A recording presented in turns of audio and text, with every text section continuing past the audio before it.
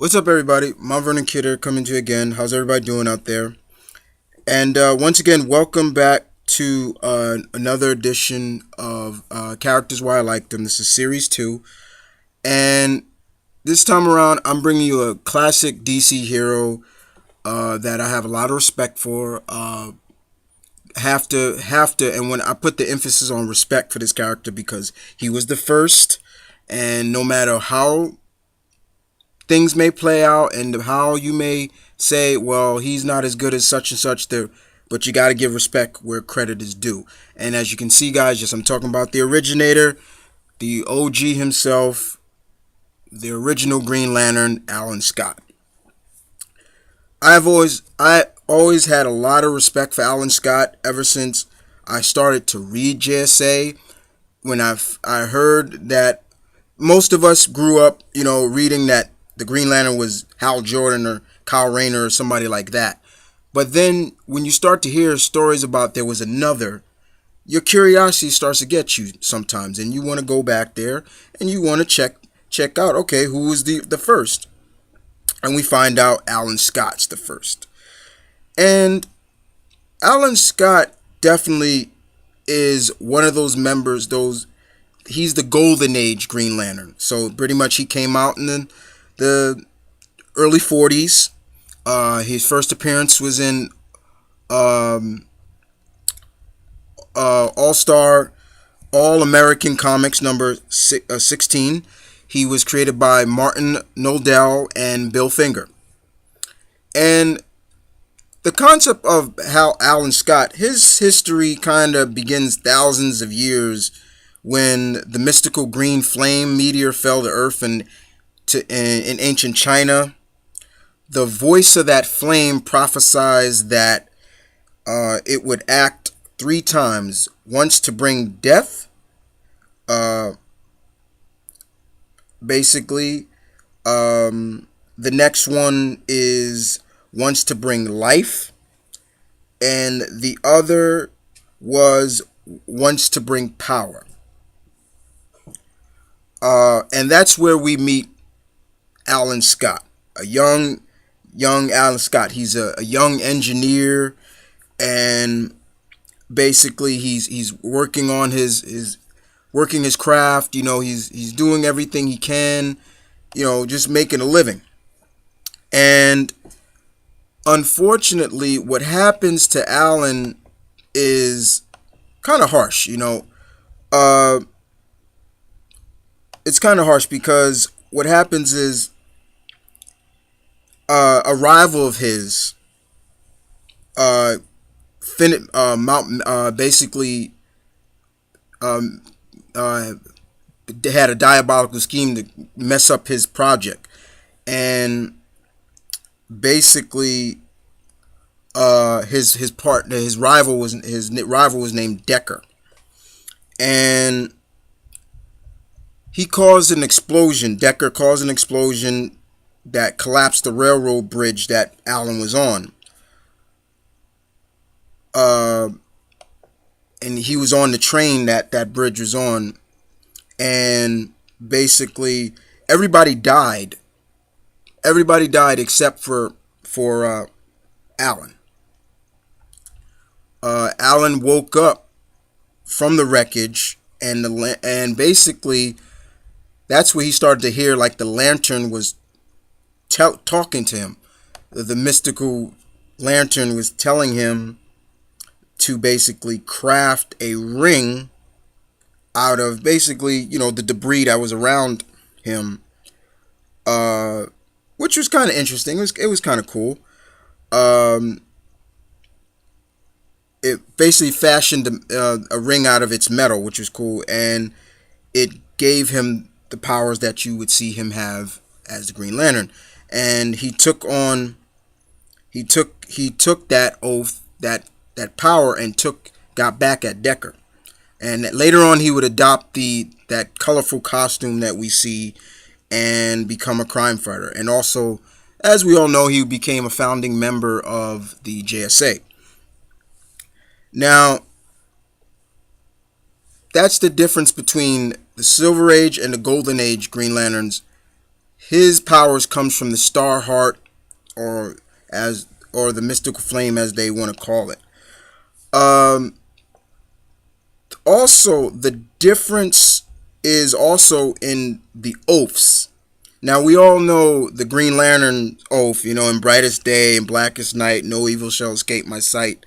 Let those who worship evil's might beware my power, Green Lantern's light. Well, Alan Scott had a totally different one, and it basically went, and I shall shed my light over dark evil, for the dark things cannot stand the light of the Green Lantern. That was the difference.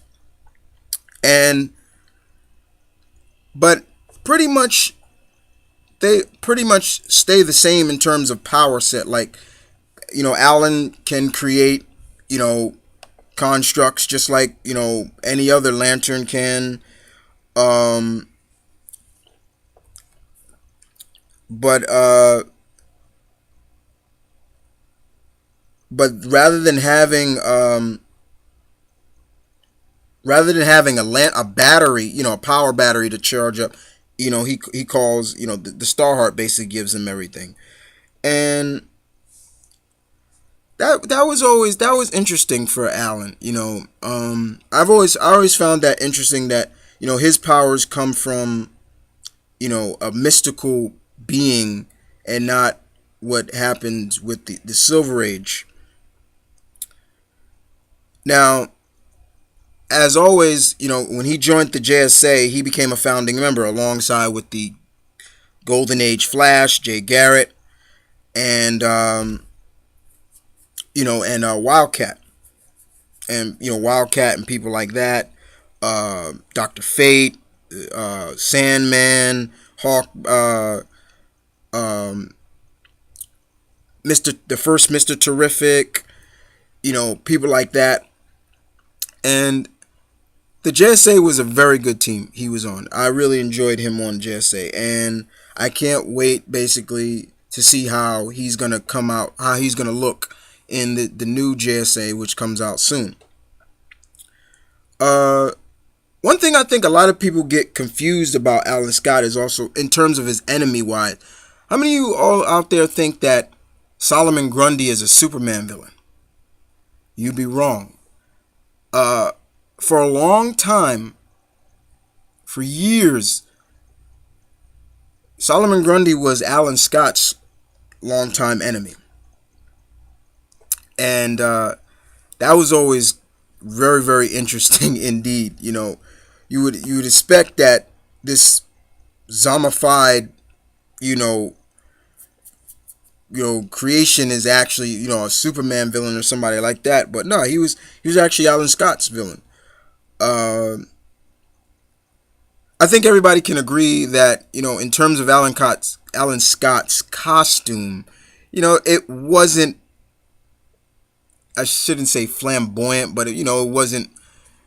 It was more like, it looked like almost like you could just throw that together yourself. Like, it was really like, man, that's kind of, you would figure with a guy with all that power would be able to create a badass costume or so, like his Kingdom Come costume. I loved his Kingdom Come armor that he wore. That also had he had a very cool armor when he was in that suit, uh, in that series. Uh, Another thing that I think a lot of people forget is Alan is a father, and I wouldn't call him the world's greatest father because let's face it, guys. In a superhero life, parenthood is very tough. It's more tougher than just anything. And he had a daughter who was also I love a lot, Jade. Jade is very cool to me, and when she died in Crisis, that broke my heart. I'm like, oh man.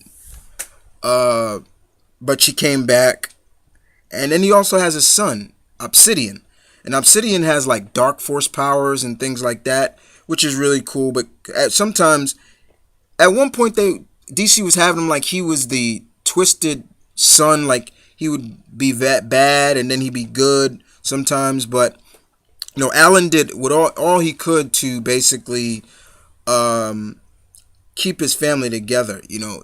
He tried. He would try so hard, and that was something that you always had to respect about Alan, and that's something that I always respect about him is that here's a guy that uh, is on this team. He's teaching younger heroes, and he's being a mentor to all these other heroes, and he's still trying to raise his kids. I mean, tough job, like I said. You know, when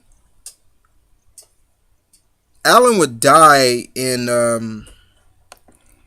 JSA number 54. That was Mark Guggenheim's run of the book. That was pretty deep, but he actually came back in a kind of a makeshift costume of his Kingdom Come in the universe now. Uh, he would die during the last issue, actually, of the JSA. Actually, he died in JSA number 54, and that was a little heartbreaking because then now basically that's when they rebooted the DC universe.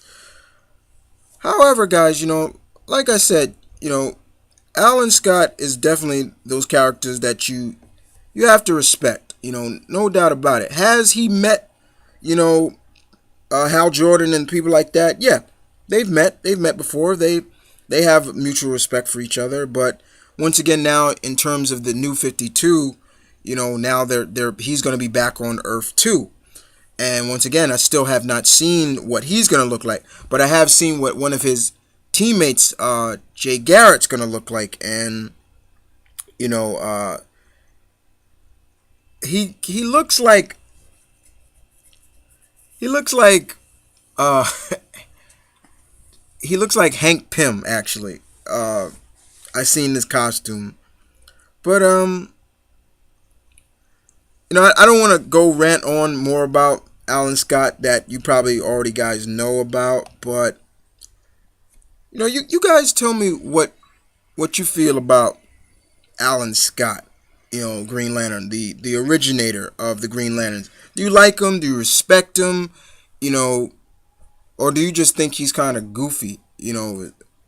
Because you never know. Some people might think that way and just like, I'll stick to the regular Green Lanterns over the yeah, I'll look over the Green Lanterns now instead of going back, too nostalgic in a way.